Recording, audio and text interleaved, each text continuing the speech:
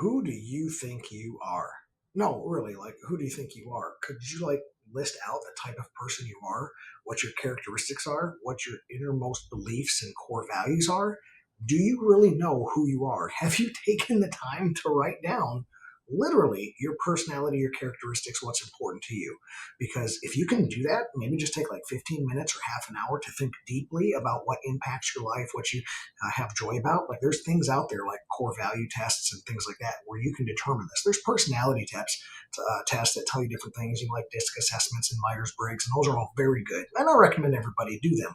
But I really want to know if you can tell me what area of life you're struggling with because it just doesn't jive, right? So we get anxiety, we feel pressure, we get depression when we experience cognitive dissonance. Now, dissonance is like a musical term. That means two things are out of harmony. The wavelengths aren't matching up. And a lot of young people, well, really anybody, starts to get that stress, that pressure, that weight in their chest, heavy breathing, and the anxiety sets in because their cognitive dissonance is out, which means the image of the person whom they think they are, who do you think you are, is out of alignment with your actions and behaviors. So you need to draw those into alignment. So step one, write down literally who do you think you are. And I want you to talk about like what is my moral code? What are my passions? What are the things that I want to live, fight, die for? What are those things? You write them out, then you look at your calendar, you go look at your bank statement and your credit card statement, and you go look at your friend group and you say, am I spending all of my time on the calendar, or the majority of it, going after these things that are important? Am I spending my money on the things that are important on this list? And does my friend group, do my relationships represent the same sets of core values and passions and things?